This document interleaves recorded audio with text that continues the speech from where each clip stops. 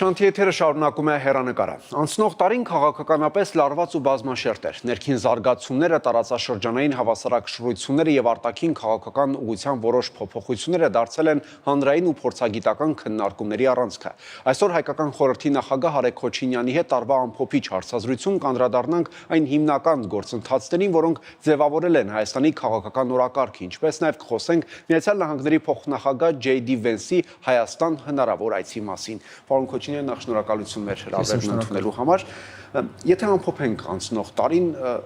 որը կհամարեք Հայաստանի Հանրապետության գլխավոր ձեռքբերումը եւ որը գուցե բաց թողումը կամ թերացումը, կորուստը։ Բարդ հարց եք տալի, որովհետեւ տարին իհարկե տարբերվող էր մեր նորագույն պատմության մեջ, դրամատիկ տարի էր, մեծ փոփոխությունների տարի էր։ Ես հիշում եմ, որ տարվա սկզբին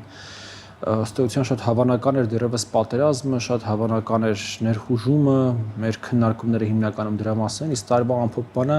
հիմնական քննարկման թեման Ադրբեջանից բենզին ներկրելու իրադարձությունն է, համաձայնվեք, որ այս երկու իրադարձությունների մեջ դրամատիկ տարբերություններ եւ դրամատիկ փոփոխություններ կան։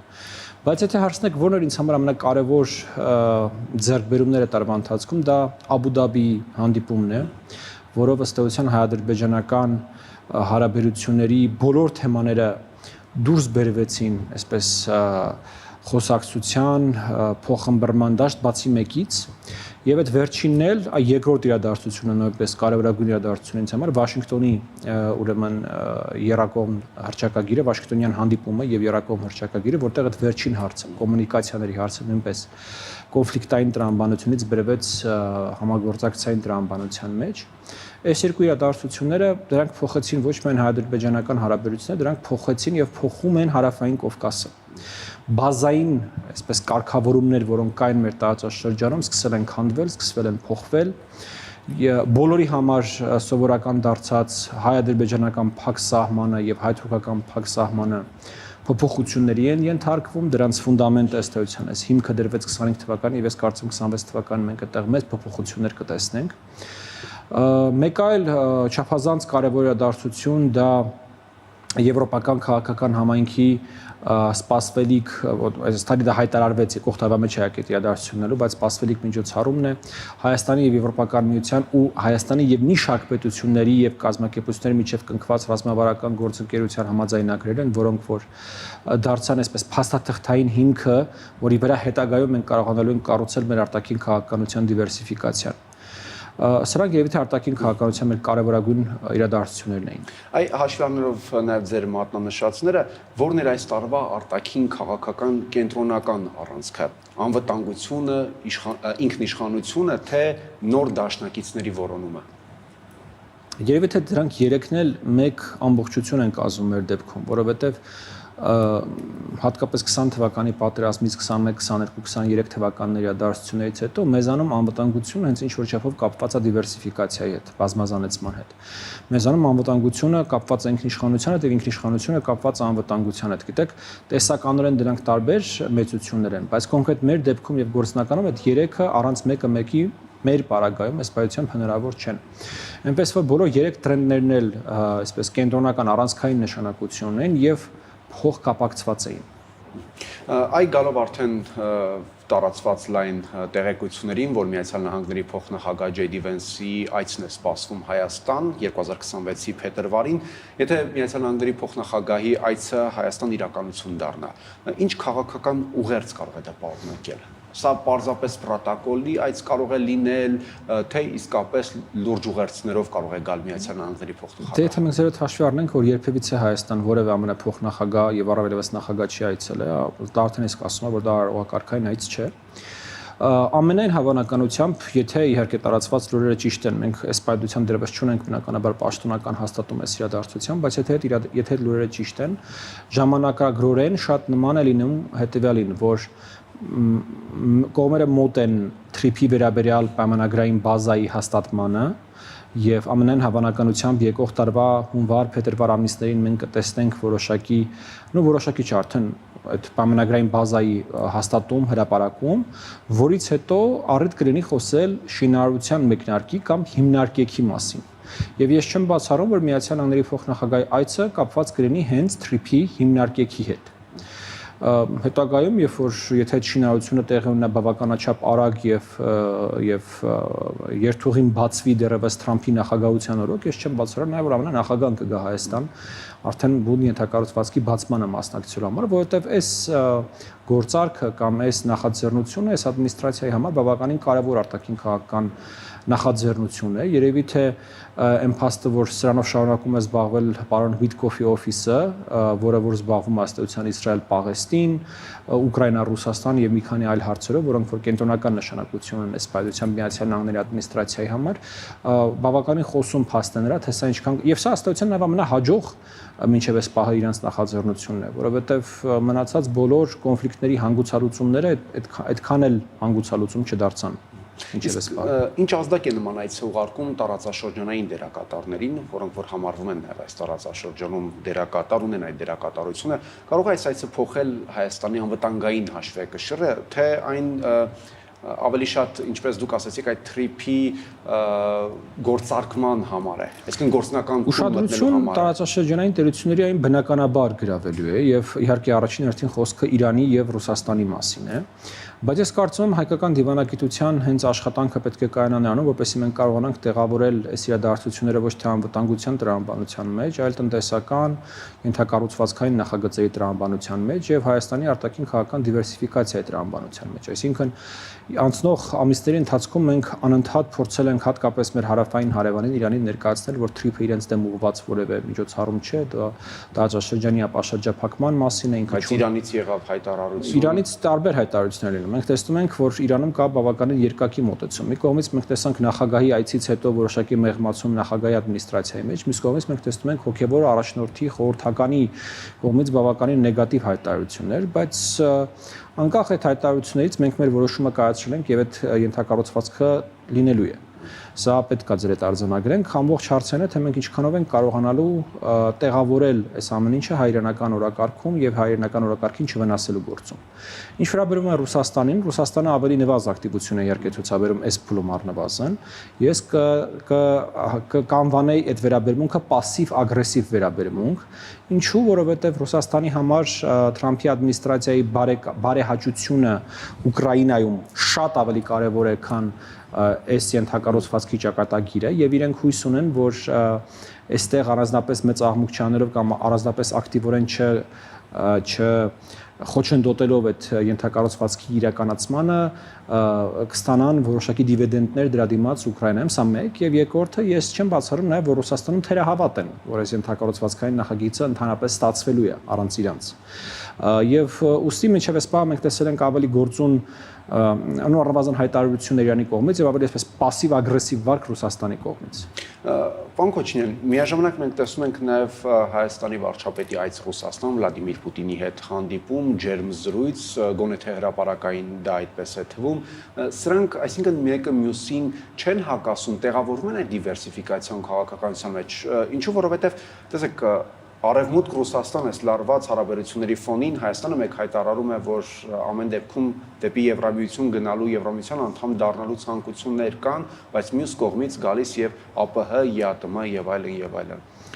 Դե առնվազն այն փաստը, որ նախ այդ հանդիպումը տեղի ունեցել եւ հիմա էլ հայտարարվել է փոխնախագահի այցի մասին, նշանակում է, որ ինչ որ չափով ստացվում է։ Հիմա սա երկարաժամկետ քաղաքականություն հնարավոր դարձնել, թե չէ, ես կդժվարանամ պատասխանել։ Իմ կարծիքով այստեղ մի փոքր օգնում է այն հանգամանքը, որ Հայաստան աշխարհի կենտրոնը չէ, մենք խիստ գերագնահատում ենք իմ կարծիքով այն ուշադրության մակարդակը եւ այն կարևորությունն ու կշիռը, որ ունի Հայաստանը միջազգային հարաբերությունների համատեքստում եւ շատ հաճախ այն քաղաքականությունը, որ մոտ ստացվում է, պարզապես կարևորություն չի տրվում, դրա համար էլ ստացվում է, այսպես ասեմ, սա առաջինը։ Երկրորդը, այնքան ժամանակ, քանի դեռ մեր մոտ ստացվում է առանց մի հարաբերությունների դաշտ մտնելու զարգացնել մյուս հարաբերությունները, մենք հենց այդպես էլ պետք է անենք, բայց միևնույն ժամանակ մենք ձեր հետ պետք է ֆիքսենք, որ օրինակ Եվրոպական միության հետ մեր հարաբերությունները այս նոր կնքված փաստաթղթով ու առնվազն փաստաթղթային մակարդակում հասցված են հնարավոր մաքսիմումին, դրանք առաստաղին են այլևս հասել։ Եվ Հայաստան-ԵՄ հարաբերությունները ել ավելի զարգացնել նորից փաստաթղթային մակարդակում առաջ առանց ԵԱՏՄ-ից դուրս գալու հնարավոր չի լինելու։ Հաջորդ քայլը դա արդեն ազատ առևտրի պայմանագիրն է, հաջորդ քայլը դա արդեն ասոցիացված անդամակցությունն է, մաքսային միությունն է եւ այլն եւ այլն։ Իսկ մենք ընտրել ենք այլ, ընտրել ենք որն է սեպտեմբերի 3-ից թվում մարդիկ հիշում են, այնտեղ մեր ընտրելը չէր իհարկե։ Բայց ամեն դեպքում մենք հիմա գտնվում ենք ԵԱՏՄ-ում։ Այսինքն այդ հարցերը այնպես թե այնպես մեր առջև գալու են։ Ընտրություն կատարելու հարցը մեր առջև գալու է։ Բայց իմ առաջարկը որն է, ընտրություն պետք չի անել, քանի դեռ այդ ընտրության պահը չի հասունացել։ Մինչև այդ պահի հասունանալը մենք ունենք խնդիր եւ այդ խնդիրը տնային աշխատանքն է։ Հայաստանը ունի խնդիր իր կախվածությունները դիվերսիֆիկացնելու, էներգակիրներ, պարեն, առևտուր, ներդրումներ եւ այլն եւ այլն։ Եվ ունի խնդիր իր ուրեմն կապերը իր տնտեսական ենթակառուցվածքային հնարավորությունները հնարավորինս բազմազանեցնելու։ Եվ վերջապես երրորդը ունի խնդիր իր անմիջական հարևանների հետ հարաբերությունները կարգավորելու։ Մի հատ է չորրորդ ներքին դիմակայունություն ավելացնելու ռեֆորմների ճանապարհով։ Այս 4 ուղղությամբ մենք պետք է շարունակենք աշխատել։ Եվ ինչքան ավելի ակտիվ աշխատենք, ինչքան ավելի լավ աշխատենք, այնքան այդ ընտրության պահին մենք ունակ ենք լինելու ընտրելու եւ չկրկնելու սեպտեմբերի 3-ի պատմությունը, երբ որ մենք Հայաստանի նախագահան մի գիշեր մի ժամվա ընթացքում sense քրտնած վախվորած դուրս եկավ, ասես մենք մտնում ենք ԵԱՏՄ։ Այդ դա հետևանքն է նրա, որ մենք ի վիճակի չենք ընտրելու։ Եվ ուրեմն մեր էսպայությամբ աշխատանքը պետք է լինի այն, որ մենք ի վիճակի լինենք ընտրելու։ Պարոն Քոչինյան, JD Vance-ի այցը կարող է այսպես Հայաստանի եւ Ադրբեջանի միջև այդ կնքվող խաղաղության պայմանագիրն ավելի մոտեցնել, որովհետեւ այլ բան է, երբ որ հերակա զրույցներ են տեղի ունենում, այլ բան է, երբ որ արդեն նման պաշտոնյան գալիս է տարածաշրջան եւ կոնկրետ հստակեցումներ կարող են արվել տարածաշրջան գալու դեպքում։ Ես ավելի շատ կասեի ոչ թե ամենափոխնախագահի այցը կարող է մոտեցնել, այլ այն առիթը, որով ինքը գալիս է։ Եվ եթե ես ճիշտ եմ այսպես կանխատեսում, որ դա TRIP-ի հիմնարկերքն է, իրականում TRIP-ի հիմնարկերքը կարող է մեզ մոտեցնել խաղաղության համաձայնագրի ստորագրմանը, որտեղ ես ճիշտ ասած տեսնում եմ Բաքվում որոշակի մտավախություն կամ որոշակի այսպես գիտեք թերահավատություն, որ ինչ որ շատ է ձգձգվում հայ-ամերիկյան բանակցությունները, պայմանավորվածությունները, ինչու այդ ամեն ինչը չի սկսվում, կարող է հայերը ամեն դեպքում չեն ուզում այդ ճանապարհը բացեն եւ այլն եւ այլն։ Եվ այն պահից, երբ որ այդ բոլոր ուրեմն իրավական պրոցեդուրաները ավարտված կլինի եւ շինարարության հիմնարկերքը կլինի, ես կարծում եմ դա բավականին լուրջ խթան կհանդիսանա հայ-ադրբեջանական կարգավորման գործընթացը ել ավելի առաջ տանելու եւ ինչու ոչ օրինակի համար խաղաղության համաձայնագիրը ստորագրելու։ Ես տեսականորեն չեմ բացառում, որ խաղաղության համաձայնագիրը կստորագրվի մինչեւ ընտրությունները Հայաստանում, այն հաշվարկով, որ դրա վավերացումը տեղի կունենա ավելի ուշ։ Այսինքն դուք գիտեք, կա երկու գործիք։ Առաջինը տեղանում ստորագրումը, հետո խորհրդարանների կողմից դրան վավերացումը, եւ ես չեմ բացառում, որ վավերացումը կթողնվի ավելի ուշ փուլին։ Եվ ըստ ձեզ, այսինքն JD Vance-ի գալուց ավելի շատ Հայաստանի Հանրապետությունը շահում է, քան վտանգներ է պարունակում, որտեղ Միացյալ Նահանգների բարձրաստիճան պաշտպան Փելոսի եկել էր, նորից խոսակցություններ եղան, որ սա կարող է վտանգ պարունակել հաշվի առնելով, ինչպես դուք ասացիք, Իրանի, Ռուսաստանի։ Բայց ես ուզում եմ բոլորին հիշեցնել Նենսի Փելոսի այցի պատմական նշանակությունը Հայաստանի համար։ Գիտեք, ես կարծում շատ կարևոր է հետահայաց գնահատել մարդկանց արածները։ Տիկին Փելոսին Հայաստան ժամանեց մեր ամենամութ օրերին, մեր ամենավատ օրերին, մեր ամենանեղ օրերին, երբ որ գիտեք հուսահատությունը հիմնական տրամադրությունն էր Երևանում եւ երբ որ ադրբեջանական ներխուժումը բուն Հայաստանին տարածք մենք համարում ենք ոչ թե եթեի հարց, այլ երբի հարց, հա։ Եվ այդ այցը շատ կարևոր էր։ Հիմա փոխնախագահի այցը տեղի ունենում է փոքր իհարկե այլ իրավիճակում, բայց նորից եթե դա տեղի ունենում ինչպես նույնիսկ ուզում եք ասել, ընդհանրապես կանխատեսում է ոչ թե տեղեկություն։ Եթե դա տեղի ունենում TRIP-ի հիմնարկերքի տրամաբանության մեջ, ապա դա բոլորովին այլ մակարդակի է բարձրացնում Հայաստան-Միացյալ Նահանգների հարաբերությունները։ Դա տարածաշրջանում Հայաստանը դարձնում է Միացյալ Նահանգների հետ հարաբերություններում ինչ որ չափով առաջատարը, որովհետև դա միանշանակավոր դա Վրաստանը չէ եւ շատ քիչ հավանական է որ դա կարող է լինել Ադրբեջանը մի շարք պատճառներով։ Թուրքիան հարավային Կովկասի պետություն չէ։ Թուրքիան ինքնին առանձին տարածաշրջան մեծ պետություն է, որի հետ Միացյալ Նահանգները դաշնորոշ դեր չի տրվում նրան նաև Ադրբեջանի հետ։ Ես կարծեմ Հայաստանում մեր քաղաքական դաշտում ավելի շատ շահարկման թեմա է։ Գիտեք, այ որ օրինակ Միացյալ Նահանգները իրենց քաղաքականությունը մեր տարածաշրջանում իրացնում են կամ իրացնելու են Թուրքիայի միջոցով, եթե այդպես հեներ չէր լինի թրիփը։ Գիտեք, Միացյալ Նահանգները չափազանց մեծ են, որ ինչ որ սենյակ մտնելուց ինչ որ մեկի համար էլ տեղ թողեն կամ ինչ որ մեկի միջոցով էլ ինչ որ բան իրականացնեն։ Եթե Միացյալ Նահանգները իրենք են մտել այս պատմության մեջ, այդ պետությունն այլևս Միացյալ Նահանգների նախագահն է, երաշխավորը, վկան, ինչպես կուզեք, հա, անլուրջ են խոսակցությունները մասին, թե սա կարող է պատվիրակվել Թուրքիային։ Ես կարծում եմ նման հնարավորություն տեսականորեն 22-23 թվականներին եղել է, բայց դա բացաթողնվել հենց Թուրքիայի կողմից։ Թուրքիան պետք է այդ պահին գնար Հայաստանի հետ կարգավորման, սահման բացեր, որպեսզի այդ դերակատարությունը կարողանար ստանձնել։ Եվ հիմա Թուրքիան իրականում որոշ էսպես խանդով է վերաբերվում այս գործընթացներին։ Նեղսրտում է, թե ինչու օրինակ Միացյալ Նահանգները իր հետ չի համաձայնեցնում այս քաղաքականությունը, չէ՞ որ իրենք են Միացյալ Նահանգների տարածաշրջանային դաշնակիցը եւ այլն, բայց դա հենց իրենց վարած կարճատես քաղաքականության արդյունք է եղել։ Պարոն Քոչարյան, այս տարին ձեզ համար եւս դուք եք այսպես հայտնվեցիք ուշադրության կենտրոնում, քննարկումների, քննադատությունների կենտրոնում Բաքու այցից հետո,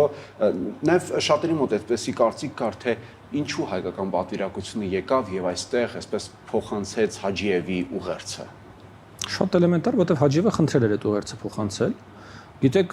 գնալ Բաքու, հանդիպել Ադրբեջանի նախագահի օգնականի հետ որպես քաղաքացիական հասարակության ներկայացուցիչ եւ լսել, որ ինքը խնդրում է փոխանցել այդ մեսեջը հայ հասարակությանը, մի տեսակ տարօրինակ կլներ, թե դրանից հետո մենք չգայինք եւ այդ մեսեջը չփոխանցենք, սա մեկ։ Երկրորդ, դուք նշեցիք քննադատությունը, ես կարծում եմ այդ քննադատությունը Հայաստանի հասարակության շատ փոքր մասի կողմից է, շատ աղմկոտ, շատ այսպես իր վրա ուշադրություն գրավող, բայց շատ փոքրամասնության կողմից է։ Ես կարծում եմ, որ Հայաստանում բացարձակ մեծամասնությունը հասարակության աջակցում է եւ աջակցել է եւ աջակցում է մեր նախաձեռնությանը, եւ այդ նախաձեռնությունը ես ուզում եմ ասել, որ մենք շարունակելու ենք նաեւ եկող տարի լինելու են նորից այցելություններ ադրբեջանական, փորձագիտական եւ քաղաքացիական հասարակության դեպի Հայաստան եւ հակառակը մեր այցելություններ Բաքու եւ լինելու են նորից հանդիպումներ, լինելու են նորից աշխատանք։ Գիտեք, շատ հաճախ, երբ որ մարդիկ իրանց տներում նոր տարվա սեղանի շուրջ խմում են խաղաղության կենացը, ես կարծում եմ իրանք մինչև վերջ իրանց միտքը չի շարունակում, թե խաղաղությունը ինչ է։ Այդ խաղաղությունը հենց սա է։ Այդ խաղաղությունը ինչ որ այսպես թևավոր հրեշտակի տեսքով մի հատ արարած չի։ Խաղաղությունը դա աշխատանք է։ Եվ առնվազն տարօրինակ է, որ այդ աշխատանքը անող մարդկանց փորձում են թիրախավորել։ Եվ նույնիսկ եմ ուզում կրկնել, ես չեմ կարծում, որ մեր հասարակությունն է մեզ թիրախավորել։ Ես կարծում եմ, որ այդ հասարակության մի շատ փոքր, չարացած շատ հաճախ մասը, բայց նաև բնականաբար ցավապրող մասը, այսինքն ես հերո եմ այն մտքից, որ գիտեք, ով որ մեզ քննադատում է սխալ է կամ վատն է կամ չգիտեմ որևէ այլ բան, բնական է, որ շատ մարդկանց համար չափազանց ցավոտ է ինչ որ տեղի ունեցել, չափազանց քիչ ժամանակ է դեռևս անցել, որպես իրենք կարողանան խաղաղության տրամաբանության մեջ իրենց գտնել, բայց սա ճանապարհը, որը այլընտրանք չունի եւ մենք չենք խրտնելու մարդկանց էմոցիաների պատճառով։ Եթե թույլ տաք, մի լրացում էլ անեմ, որովհետեւ այդ օրին դա շատ շահարկվեց, իմ հայտնի այդ արտահայտությունը, որ ես արել եմ, որ ով որ դեմ է Հայաստանի քաղաքական դաշտում, ով որ դեմ է, այդ առաջին մասը չգիտես ինչի ոչ մեկ չի լսել։ Ես դա ուղղել եմ ոչ թե մարդկանց հասարակ, այլ կոնկրետ քաղաքական գործիչներին, որ Հայաստանի քաղաքական դաշտում, ով որ դեմ է այս պայն Հայաստանի եւ Ադրբեջանի միջև խաղաղության գործընթացին, կամ ապուշ է, կամ օտարերկրյա գործակալ, քաղաքական ապուշ են, որովհետեւ դա քաղաքագիտական տերմին է։ Եվ ես հիմա այդ պատրաստ եմ այդ միտքը կրկնել, որտեղ խոսքը քաղաքական գործիչների մասին է։ Քաղաքական գործիչները չեն կարող էմոցիաներով առաջնորդվել։ Քաղաքական գործիչները պարտավոր են առաջնորդվել իրենց հայրենիքի շահերով։ Եվ այո, այսօր ով որ դեմ է Հայաստանի եւ Ադրբեջանի միջև խաղաղության ստորագրմանը քաղաքական դաշտում, կամ քաղաքական ապուշ է, կամ օտարերկրյա գործակալ։ Եվ ամփոփելով մեր զրույցը, ինչ է կարծում, որն է լինելու Հայաստանի համար 2026-ի կարևորային աշխատանքը, որը որ պետք է արվի։ Եթե հաշվի առնենք, որ ներքին զարգացումներ են սպասվում եւ դրան զուգահեռ նաեւ արտաքին զարգացումներ։ Իհարկե, եկող տարի Հայաստանի կյանքում սպասվող կարևորագույն իրադարձությունը դա խորհրդարանական ընտրություններն են։ Ըստեյության ամեն ինչ էսպես թե այնպես կախված է լինելու այդ ընտրություններից եւ այդ ընտրությունների արդյունքներից։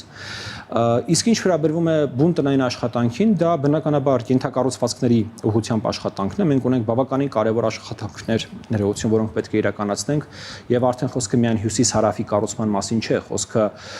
Երասխ-Սարդարակ, Գյումրի-Կարս, ուրեմն Իջևան Ղազախ երկաթգծային կապերի վերականգնման մասին է, խոսքը բնականաբար TRIP-ի շինարարության մեկնարկի մասին է, այսինքն ենթակառուցվածքային ոլորտում մենք ունենք արտակարգ կարևոր աշխատանք անելու։ Մենք ունենք բավականին մեծ հսկա միջոցառումներ եկող տարի, որոնք պետք է տեղի ունենան Հայաստանում։ Մեկը, ինչպես նշեցի, եվրոպական քաղաքական համայնքի միջոցառումն է, որտեղ եթե ես ճիշտ եմ հասկանում, մոտավորապես 40 երկրի ղեկավար է գալու Հայաստան։ Սա բացարձակ ռեկորդ է լինելու Հայաստանի համար, եթե համատենք, մինչև այդ ամենամեծը ֆրանկոֆոնիան ա եղել Հայաստանում, որը 10-12 երկրի ղեկավար ա եղել, համատությունը պատկերացնելու համար, հա, բայց մենք աշտանը ունենք մի հատ էլ ավելի մեծ միջոցառում, դա ուրեմն կոպն է, որտեղ էլ ավելի շատ երկրների ղեկավարներ են գալու, այսինքն սրանք մեր երկրի համար ահռելի միջոցառումներ են, որոնց մենք լրջագույն պատրաստություն պետք է տեսնենք։ Սրանցից բացի բնականաբար մի շարք ոլորտներում Հայաստանում սկսված ռեֆորմներ են, որոնք որ պետքա շարունակվեն, պետքա իրականացվեն, ընդհանրապես ես կարծում եմ մեր երկիրը մի երկիր է, որը գիտեք ինչ որ չափով շնչահեղձ է լինում ռեֆորմների կարիքի մեջ։ Ցավալիորեն մենք չենք մատուցել բավականաչափ ռեֆորմներ այս երկրին տասնամյակներ շարունակ։ Ու սա վերաբերում է երևի թե կյանքի բոլոր ոլորտներին՝ առողջապահություն, կրթություն, զինված ուժեր, չգիտեմ, դուք ասեք, ցանկացած ոլորտ, որի անոտակ, այդ ոլորտում Հայաստանում ռեֆորմներ են անհրաժեշտ։ Եվ հույս ունեմ, որ 26 թվականին մենք ավելի շատ ժամանակ եւ էներգիա կունենանք այդ խոսակցությունը ունենալու համար։ Շնորհակալություն։ Ես եմ շնորհակալ։ Հեռանկարում հայկական խորհրդի նախագահ Արայք Քոչինյանն էր։